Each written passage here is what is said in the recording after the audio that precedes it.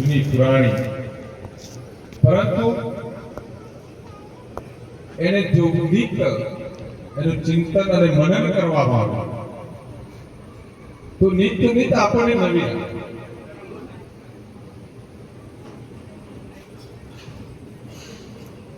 નીત આપણને નવી એના અંદરથી આપણા જીવનના પ્રશ્નોના જવાબ એમાંથી મળે. જીવન જીવવાની શૈલી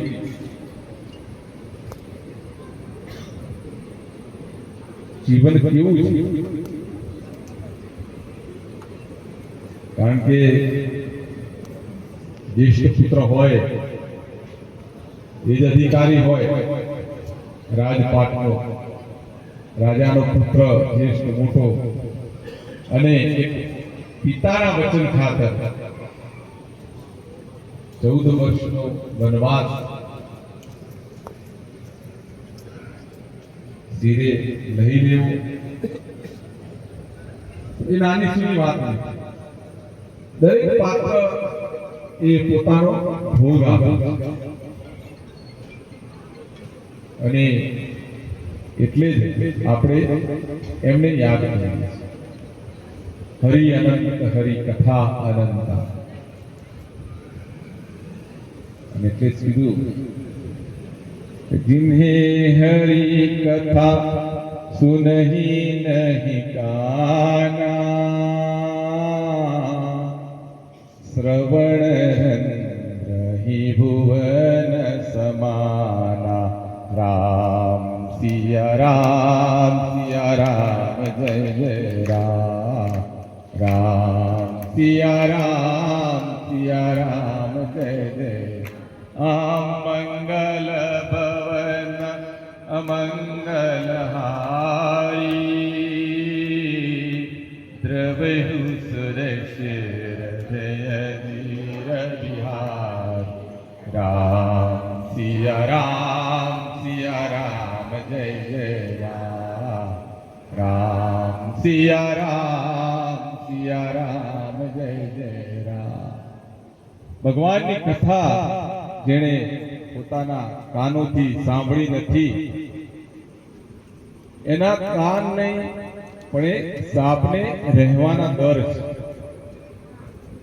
એવું તુલસીદાસ કે જીવન મળ્યું છે. આપણે કહીએ છીએ કે બડે ભાગ્ય મનુષ્ય તનુ પાવા, સુર દુર્લભ પદ ગ્રંથ હિ ગાવા. આ દેહ મળ્યો છે અને જો હરિનું સ્મરણ આપણે હમણાં પણ ગાયું,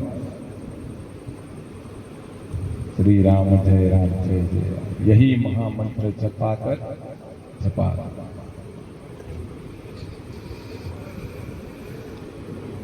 નામ જપ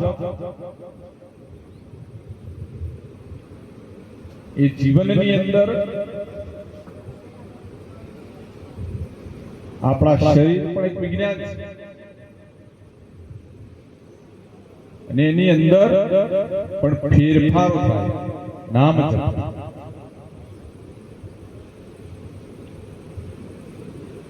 એટલે તો અત્યારે મહારાજ બોલ્યા હોય કેવલ રામ જપ જોવે.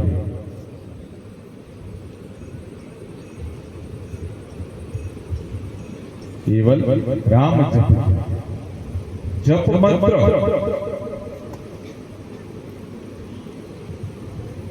वारंवार जपवाथी मननी अंदर दृढ़ता.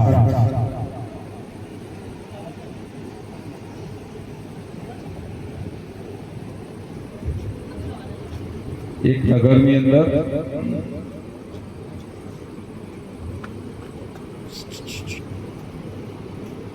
મૂર્તિકાર મૂર્તિ બનાવીને વેચે. એક મૂર્તિ બનાવતા તો કેટલો ટાઈમ નીકળી જાય. નાની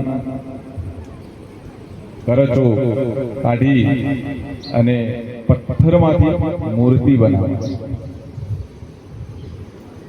એને એક સુંદર મૂર્તિ બનાવી, પણ એને એવો પથ્થર નહોતો. એવો પથ્થર મળતો, ખૂબ જ શોધ્યો પણ એને પથ્થર મળે નહીં. એકવાર એક મોટા નગરની અંદર ગયો, એક પથ્થર બહાર પડેલો હતો, એ દુકાનની બહાર.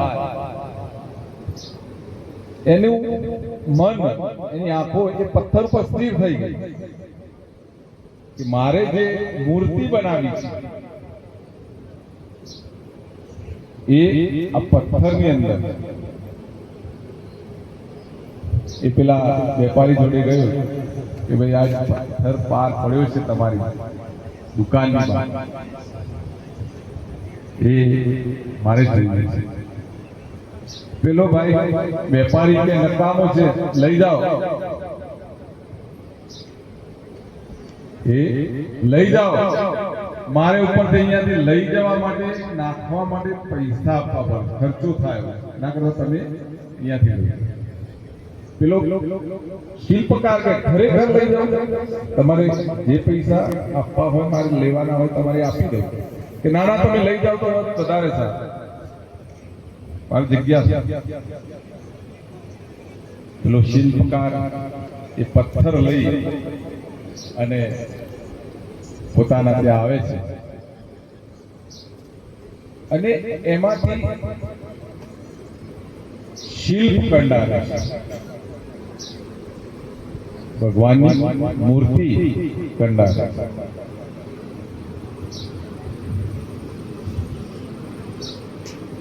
આપણા જે હોય કે ભાઈ તારે પૈસા જ જોઈતા હોય આવી રીતે વેપાર કરીને બધો, તો તું તૈયાર મૂર્તિ લાઈન વેચતો હોય તો વધુ ટર્નઓવર થાય, આટલો ટાઈમ ના બગડે.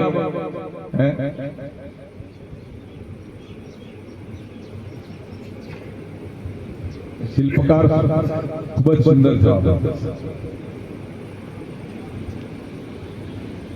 શિલ્પ જે હું ઘડું છું એમાંથી ભગવાનની મૂર્તિ બનાવું.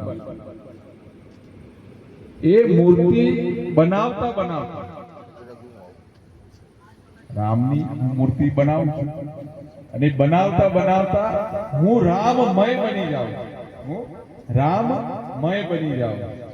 મારે પૈસા નથી જોઈતા અને જે મને આનંદ આવે છે એ ખૂબ જ. પૈસા તો હું એ રીતે પણ કમાઈ શકું, પૈસા તો એ રીતે પણ હું કમાઈ શકું. નવી નવી મૂર્તિઓ વેચી મારું લાઈને એમાં પણ પૈસા તો મળવાના છે. પણ મારા જીવનની અંદર આ શિલ્પ કંડાળવાથી ખૂબ જ આનંદ આવે છે. મારે મૂર્તિની અંદર જ્યારે ઇન્વોલ્વ થઈ જાઉં છું બનાવતા, ત્યારે હું રામમય બની જાઉં. શિલ્પ આપણા જીવનનું અંદર કંડાળવું એ આપણા હાથની વાત છે. આપણે રામની વાતો આપણે કરીએ છીએ,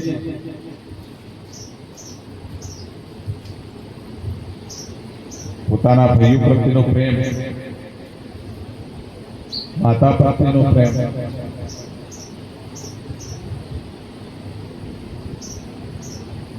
જ્યારે વનવાસ પૂરો થાય છે ને જ્યારે આવે છે અયોધ્યાની અંદર, ત્યારે કૈકેયી માતાને પ્રથમ મળે છે. કૈકેયી તો ગ્લાનિ અનુભવે છે, મારા કારણે રામને વનવાસ ભોગવવો પડ્યો છે, મારા કારણે રામને વનવાસ ભોગવવો પડ્યો. પણ રામ કહે છે માતા તમારા વરદાનથી તો મને કેટલા ઋષિ મુનિઓના દર્શન થયા, તમે ખરેખર મને જંગલનું રાજ સોંપ્યું અને કેટલા ઋષિ મુનિઓના દર્શન થયા. મારા અહોભાગ્ય તમે આ વરદાન.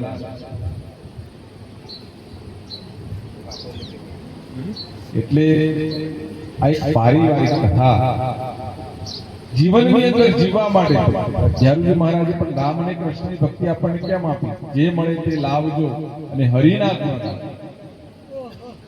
શ્રવણ અને કીર્તન. ભારતની અંદર બહુ શ્રુતનો મહિમા છે. કોણે વધારે સાંભળ્યું, ફોરેનની અંદર વેલ રીડ, કોણે વધારે વાંચ્યું, ત્યાં લાઇબ્રેરીઓની અંદર બધા વાંચ જ કરતા હોય. અને આપણે બહુ શ્રુતનો મહિમા છે, કોણે વધારે સાંભળ્યું. સાંભળવું એ પણ એક કલા છે. અને આ ઘણા સાંભળતા પોતે જ બોલ તમને સાંભળ્યું જ નહીં, પણ સાંભળવું એ પણ એક કલા છે. અને સાંભળવાથી જીવન કરનારા છે, શિલ્પની જેમ જીવન કરનારા. રામ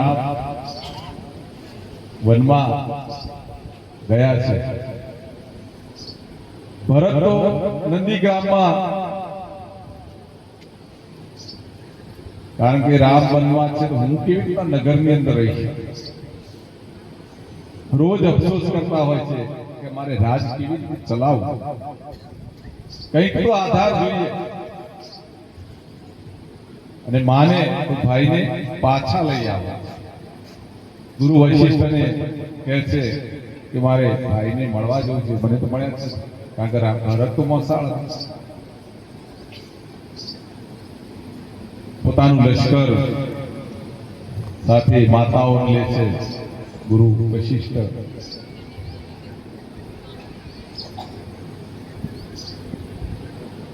ચાલતા જાય, કારણ કે રામ પણ ચાલતા ગયા હતા. સુમંતજી સરયુ નદીના કિનારે છોડી દીધા છે, ચાલતા ગયા છે, ચપ્પલ પહેર્યા વગર, ચાકડી પહેર્યા વગર ગયા છે. દશરથ ભરતે પણ પગની અંદર કોઈ સાધન પહેર્યું નથી, એ પણ ચાલતા જ. અને ભરદ્વાજ ઋષિના આશ્રમે પહોંચે. રાત્રિ રોકાણ રામે પણ ત્યાં કર્યું હતું, એટલે એમને રોકાણ ત્યાં થાય છે. રાત્રિ ત્યાં પડી ગઈ છે એટલે. અને એ વખતે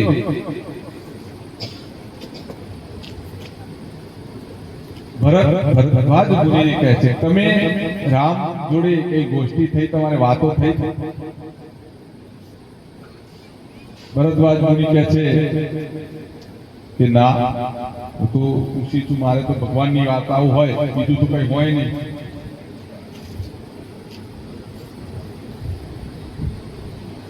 પણ જ્યારે રામ સવારે મારા યજમાનો શ્રુતિપાઠ ગાઈ અને એમને સ્નાન ગંગામાં કરવાનું હોય છે, વખતે ગાય છે કે જમ્મુ દ્વીપે ભરત ખંડે, ત્યારે ખાલી ભરત નામ સાંભળીને ભગવાન રામ પોતાના હૃદય પર હાથ રાખીને બેસી જાય છે ગંગાની અંદર. અને આંખમાંથી આંસુ આવી. કેટલો ભાતો પ્રેમ ભરતનું નામ સાંભળતા, કારણ કે એમને તો મળ્યા નથી જ્યારે વનવાસમાં નીકળ્યા છે ત્યારે. ભરત તો મોસાળ હોય છે, શત્રુઘ્ન એટલે ભરદ્વાજ મુનિ કહે છે કે વખતે રામની આંખોમાંથી આંસુ આવી જાય છે અને બેસી જાય છે.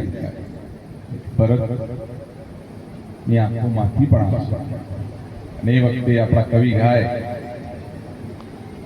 अपने आंसू से गंगा को धोते रहे, अपने आंसू से गंगा को धोते रहे. बोलो सर, अपने आंसू से गंगा को धोते रहे, हाथ में जल लिए राम रोते रहे, हाथ में जल लिए राम रोते रहे.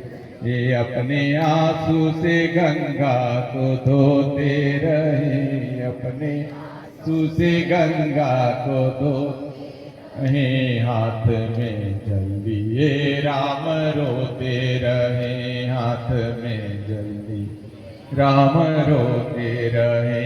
अच्युतम केशवम कृष्ण दामोदरम, अच्युतम राम राम नारायणं जानकी वल्लभं, राम राम जानकी वल्लभं. भगवान राम કેટલો પ્રેમ. એક નામ સાંભળતા હૃદય ભરાય. ભરત એમ હોય છે જ્યારે નીકળ્યો ત્યારે કે રામ એવું તો નહીં માને કે ભરત એક નિમિત્ત છે આ રાજ ભોગવવા માટે, પણ ભરતને એટલો પ્રેમ છે રામ પ્રત્યે. આ પારિવારિક કથાની અંદરથી ખૂબ જ સુંદર આપણા પ્રશ્નોના જવાબ મળે છે. અને એટલે જ આપણે વારંવાર ગાતા હોઈએ છીએ, શ્રવણ કરીએ છીએ, કીર્તન કરીએ છીએ. સદગુરુની અનંત કૃપા કે આપણને આ વારસો મળે, આપણા બાળકોને પણ આ વારસો આપવો જોઈએ. શબરીબાઈ જ્યારે ભગવાનનું વારંવાર રટણ કરતા હતા, એમના ગુરુ માતંગ ઋષિ તો કઈ નીકળી ગયા છે, તારે દ્વારે સામેથી ભગવાન આવે, તારે દ્વારે સામેથી ભગવાન આવે. ભક્તિ માર્ગની અંદર અત્યારે તો ઘણા સંપ્રદાય યોગ, વિદ્યા, ધ્યાન, ધારણા, સમાધિ, પણ આપણને ભક્તિ માર્ગ પ્રેમ લક્ષણા ભક્તિ કેમ આપે? ભગવાન સામે આવે છે. આપણે વાતો કરી વિભીષણ,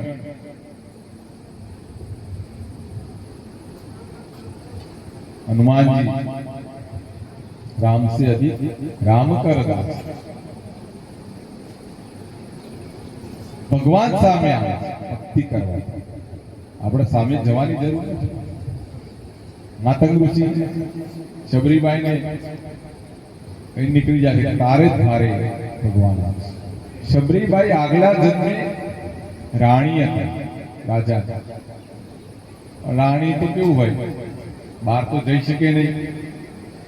ભગવાનના દર્શને મંદિરે જવું હોય તો એ પ્રોટોકોલ હોય, એટલે ભગવાનના દર્શન કરી શકતા જ નહોતા, કારણ કે ભીડ હોય ત્યાં, એટલે જવાય નહીં. મનમાં રોજ વિચાર કરે કે આના કરતા તો નોર્મલ જિંદગી સારી, બીજી જ્ઞાતિમાં જન્મ થવો સારો, કે ભગવાનના દર્શન તો કરી શકાય. તો બીજા જન્મે નીચી જ્ઞાતિમાં એમનો જન્મ થયો, તો દર્શન કરવા જાય એટલે બધા કહે પાછી છેક મંદિરની બહાર ચપ્પલ પડ્યા હોય ત્યાં એનો નંબર લાગે, એટલે પછી વનમાં નીકળી જાય છે. બીજા જન્મે ભીલ જાતિમાં જન્મ્યા, પછી લોકોએ અંદર ઘૂસવા ના દીધા મંદિરમાં, એટલે વનમાં નીકળી ગયા છે, ભગવાનનું રટણ કરે છે. અને માતંગ ઋષિનો જ્યારે ભેટો થયો ત્યારે ગુરુએ કીધું છે કે તારી સામે ભગવાન. રોજ ઝૂંપડી વાર્તામાં ભજન ગાયું ને આપણે, રોજ સવારે ઉઠીને ભગવાનની રાહ જોવાની અને ઝૂંપડી વાળીને ફૂલ પાથરવાના. ભગવાન સામે આવે છે, બેઠા બોર ખાધા છે. આપણને આ બધું લાગે કે શક્ય હોય, ભગવાને આવીને એઠા બોલ. આજથી 15 વર્ષ, 20 વર્ષ, 25 વર્ષ પાછળ જઈએ,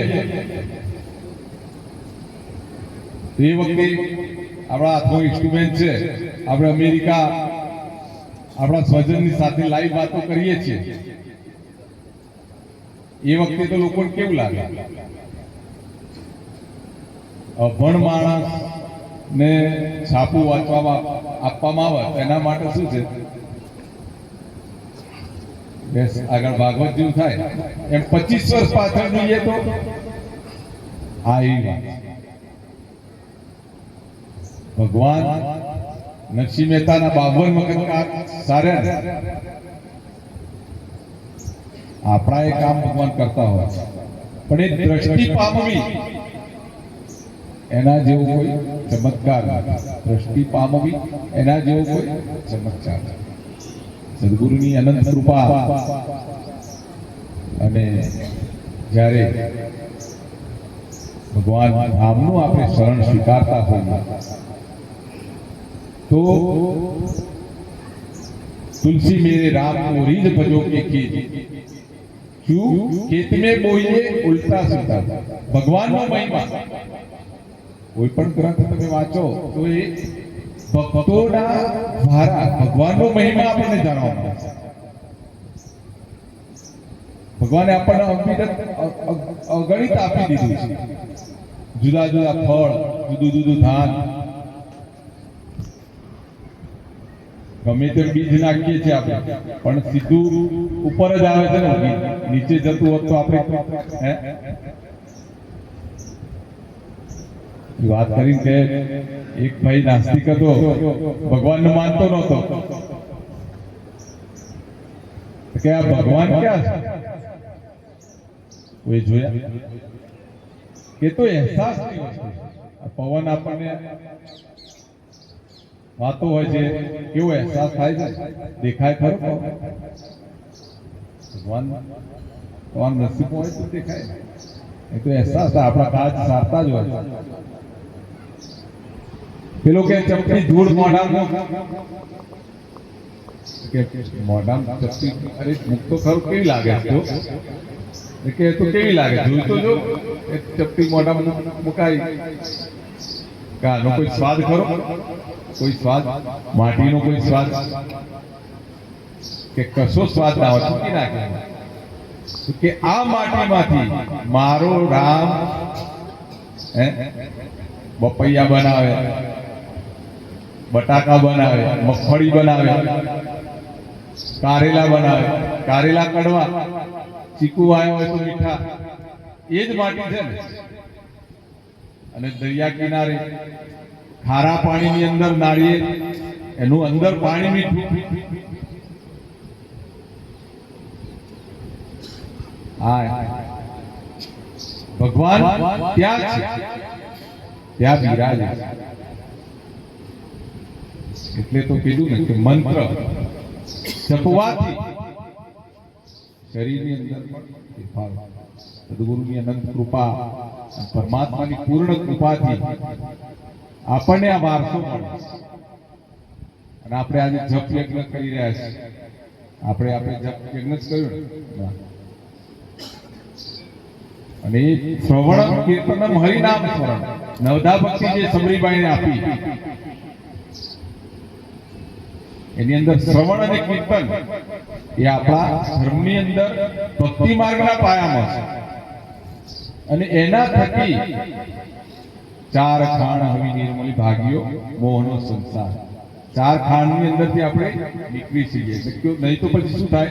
પુનરભિ જન્મમ પુનરભિ મરણમ પુનરભિ જનની જઠરે શયનમ, ક્ષણું ક્ષણું જન્મીને ક્ષણું મરે, ચઢે કાલ અને હાથ, ઠામ ઠામ કરે માહેલ છે, નહીં આવે સાથ. ક્ષણું ક્ષણું જન્મીને ક્ષણ, વારંવાર જન્મ લેવો અને મૃત્યુ પામવું, વારંવાર દેહ ધરવો, એ પણ એક નર્ક જેવું છે. પણ આપણે માયામાં લુપાઈ અને મારું કરી અને વારંવાર જન્મ ધારણ કરીએ છીએ. અને એટલે સાક્ષી ભાવથી, સ્થિત પ્રજ્ઞ ભાવથી આપણે જો જીવીએ રામના જેવું જીવન, આખું રાજ મળવાનું હતું. એમણે કીધું હતું મારો રાજ જોઈએ જ છે. તો શરત રાજા તો તૈયાર હતા કે રામ રાજ્ય અભિષેક ન જાણી જાનકી ના સવારે શું થવાનું. સવારે આખી બાજી પલટાઈ ગઈ, પણ ના પલટા. રામ જો તૈયાર હોત, ભરત ને શત્રુઘ્ન તો મોસાળમાં હતા. પણ આપણે કઈ છોડી શકતા નથી. રાજ્ય આપણે છોડી દેવું એટલે. સીતાજી પણ રાણી હતા, એમને તો ક્યાં વચન પાળવાનું હતું, પણ એ સાથે ગયા. લક્ષ્મણને તો કોઈ હતું જ નહીં, છતો ભાઈ મોટા ભાઈના સેવાની અંદર 14 વર્ષનો વનવાસ એમણે ભાતૃ. આપણે પોતાના થકી પણ આપણે છોડી શકતા હતા. એક નગરની અંદર પંજાબની વાત છે, ત્યાં આગળ દલીચંદ કરીને એક શેઠ હતા. ખૂબ જ અઢળક પૈસો, 7 પેઢી ચાલે એટલો. કદી કથા સાંભળે નહીં, મંદિર નહીં જવાનું, પૈસો પૈસો ને પૈસો. અને ત્યાં આગળ આ ગુરુ નાનક ને ખબર પડી કે આ પૈસો પૈસો પૈસો, આ દર્શન શેઠ તો બીજું કઈ વાત જ નહીં. એમનું બીનું હરિકૃપા મિલહી નહીં સંતા. એમને ગ્લાની થઈ કે આ જીવને ઉર્દુ માર્ગે લઈ જવું પડશે. તો એક વાર સોય લઈ ગયા, એ કલીચંદ શેઠને આપી કે જુઓ તમારી ઉંમર મારા કરતા થોડી ઓછી હશે કદાચ, હું તો જતો રહીશ, હું તો આ દુનિયામાંથી તમારા પહેલા જતો રહીશ, દેહ છોડી દઈશ, તમે તો રહેશો. એટલે આ સોય આપું છું એ તમે મને સ્વર્ગમાં પાછી આપજો, સ્વર્ગમાં પાછી આપજો. આવો એટલે લેતા આવો. આ તો આપી તરત નીકળી જ ગયા. પેલા દલીચંદ શેઠે સોય લેતા તો લઈ લીધી, પણ પછી ચાલુ થઈ ગઈ કે આ સાચવી કેવી રીતે, અને સાચવી તો લઈ જવી કેવી રીતે, ઉપર તો કેવી રીતે લઈ જવાય, હે કશું લઈ જવાય? આપણને ખબર જ છે ને, કશું સાથે આવતું નથી. રાત પડી ગઈ, રાતે ઊંઘે ના, આ સોય આ નાનકડા આપી કેવી રીતે સાચવી પાછી, ઉપર તો લઈ જવાતી નથી. આખી રાત ઊંઘ ના આવી, સવારે વહેલો વહેલો ઉઠીને નાનક પાસે આ તમારી સોય પકડ્યું, સાચવજો કે કેમ લા, એટલે કે આ ઉપર કેવી રીતે આપી મારે, અને તો એક સોય સાચવી નથી શકતો, મને ઉપર નથી આપી શકતો, તો આ બધું ભેગું કરી છે, હે તાર સાથે આવવાનું. અને દ્રષ્ટિ ખુલી ગઈ, અને દ્રષ્ટિ ખુલી ગઈ તો ભંડાર ચાલુ કરી દીધા પછી વાપરવાના, અને ઉર્ધ્વગતિ પામવાના. એટલે આપણે પણ આ કથામાં રામ પણ એક શરીર દેહધારી હતા, એમના મંદિરો બની ગયા, જીવન એવું જીવ્યા કે મંદિરો બન્યા, અને એમાંથી આપણને કઈક શીખવાનું. એટલે સદગુરુની અનંત કૃપા આપણા ઉપર જ્યારે વરસી રહી છે, ત્યારે આ દેહ થકી જ્યારે મહારાજ આપણને ખેપત કીધું એ પામવા માટે કામ, ક્રોધ, લોભ, અહંકાર ત્યજી જ્યારે જીવન જીવવામાં, તો આપણે ઉર્ધ્વગતિ પામી છે. અને આ શરીર મળ્યું છે એ જ સાધન છે. મનુષ્ય દેહ, એ મનુષ્ય દેહ પામ્યા આપણે, એ એક સાધન છે કે એના થકી જ આપણે પામી શકીએ. બાકી પક્ષીઓ પામી શકતા નથી, વિચારી શકતા નથી. પક્ષીઓ વિચારી શકતા નથી કે આ દેહ મળ્યો છે શું કરવું. આપણે આટલા બેઠા છીએ અને વિચારીએ છીએ કે આ દેહ થકી શું કરવું, દેહ કેમ મળ્યો. વારંવાર ગર્ભમાં ના આવું તો શું કરવું. અધોમુખ દસ માસ વિનતીમાં કીધું,